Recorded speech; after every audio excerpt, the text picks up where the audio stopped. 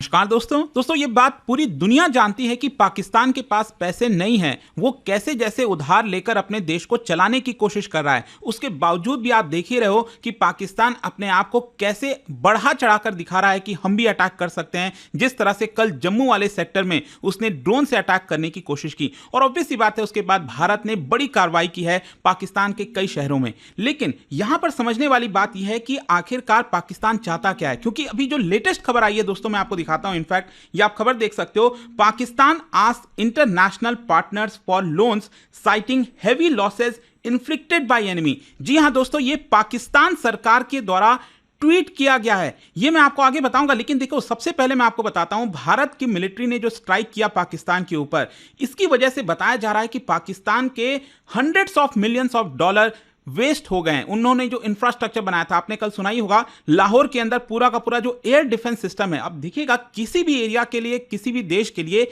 जो air defence system है वो सबसे मजबूती का काम करता है और बहुत सारा पैसा निवेश किया जाता है। आपको पता ही होगा भारत ने जो डील किया था S-400 का रशिया से, बहुत कॉस्टली है वो।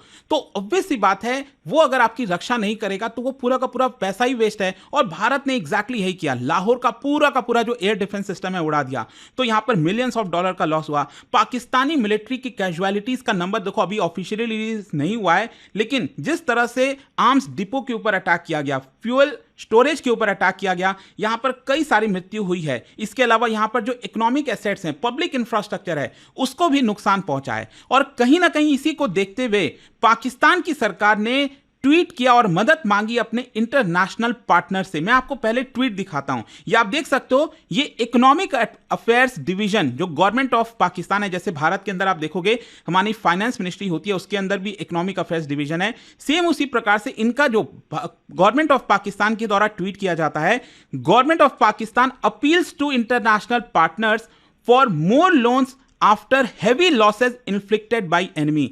मतलब पाकिस्तान ये एक्सेप्ट कर रहा है कि भारत ने बहुत बड़ा प्रहार किया है, हमें काफी लॉसेज हुआ है और हम अपील करते हैं अपने इंटरनेशनल पार्टनर से और लोन के लिए। अब इनके इंटरनेशनल पार्टनर कौन है आज के डेट में? हार्डली कुछ ही देश बचे हैं। पहले क्या होता था कि जो अरब कंट्रीज थे, यूएई, सऊदी अरब, ये मदद किया करते थे, अभी भी थोड़ा बहुत करते हैं, लेकिन आज के डेट में ये पाकिस्तान के साथ नहीं है। हम सब जानते हैं कि भारत के साथ इकोनॉमिक रिलेशन गल्फ कंट्रीज का बहुत बढ़ गया है और वो पाकिस्तान का खुलेआम तौर पर अब सपोर्ट नहीं करने वाले। सवाल बचता है कि चाइना, अल्टीमेटली चाइना, लेकिन चाइना भी बड़ा शातिर है, वो बिना अपना बेनिफिट देखे किसी भी देश की मदद नहीं करेगा जब तक उसको नहीं लगेगा कि उसको रिटर्न आएगा कि नहीं। हो सकता है कि पाकिस्तान से कोई डील कर ले कि हमें आपका इतना जमीन चाहिए, 99 ईयर्स के लिए लीज पर चाहिए, तभी हम आपको पैसे देंगे। तो यहां पर उनके कुछ ही पार्टनर्स बचे हैं जिनसे वो अपील कर रहे हैं। और साथ ही साथ जो इंटरनेशनल इंस्टीट्यूशंस हैं जैसे वर्ल्ड बैंक, इन्होंने ट्वीट भी किया है, आप देख सकते हो यहां पर मार्क किया है @वर्ल्ड बैंक, IMF हो गए, तो इनसे ये मदद मांग रहे हैं। एमिड escalating war and stock crash, ये एक्सेप्ट कर रहे हैं कि वॉर जिस तरह से एस्केलेट हुआ है, उनका जो स्टॉक्स है वो क्रैश हो गया। कल तो उनका जो कराची स्टॉक एक्सचेंज है उसको रोकना पड़ा था, काफी ज्यादा डाउन हो गया था, लोअर सर्किट लग गई थी। और इसी की वजह से उनका कहना यह भी है कि हम इंटरनेशनल पार्टनर से अपील करते हैं कि इस पूरे मामले को डी एस्केलेट किया जाए। Nation urged to remain steadfast. तो ये जो ट्वीट है दोस्तों, लेट मी टेल यू, ये पाकिस्तान की तरफ से आया है। और यहां पर इंटरेस्टिंग बात यह है कि इन्होंने वर्ल्ड बैंक को यहां पर टैग किया है।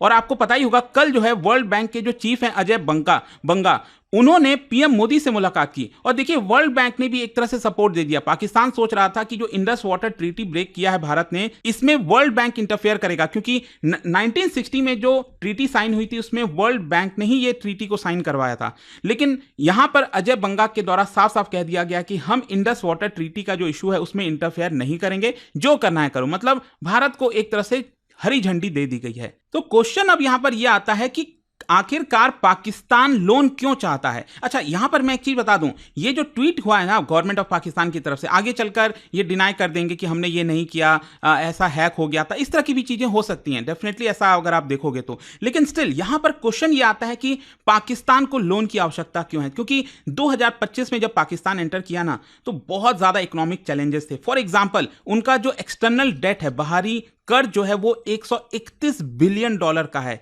और इनका रिजर्व कितना है, हार्डली 7 से 8 बिलियन डॉलर, मतलब कहीं पर भी मैच नहीं करता। आईएमएफ से इनको लोन लेना पड़ रहा है, 7 बिलियन डॉलर का अभी के लिए एक्सटेंडेड फंड फैसिलिटी के तहत इनका लोन चल रहा है और थोड़ा थोड़ा लोन इसमें इनको मिलता रहता है। और मैं आपको बता दूं अभी आईएमएफ की मीटिंग भी होनी है, उसमें डिसाइड किया जाएगा कि क्या पाकिस्तान को फर्दर लोन देना है कि नहीं। फॉरेक्स रिजर्व जैसा मैंने आपको बताया बहुत कम बचा है, हार्डली 1-2 महीने का ही यहां पर रिजर्व है उनके पास। इन्फ्लेशन तो स्काई रॉकेटिंग, मतलब आप सोच के देखो 25%, 30% इनके यहां पर इन्फ्लेशन चल रहा है।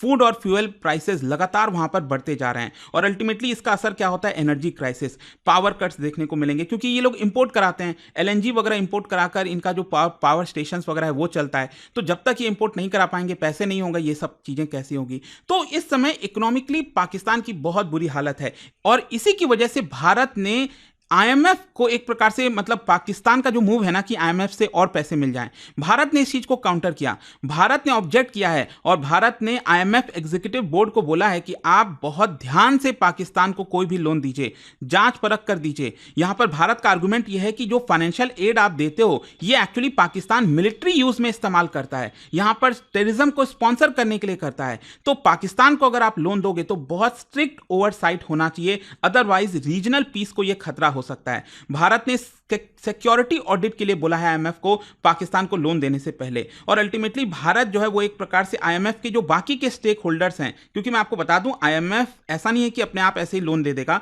उसके पीछे कई देश हैं, यूएस, ईयू, ये सब जब तक हाँ नहीं बोलते हैं तब तक आईएमएफ जो है लोन नहीं देगा पाकिस्तान को। तो कहीं ना कहीं भारत वहां पर भी प्रेशर बनाएगा।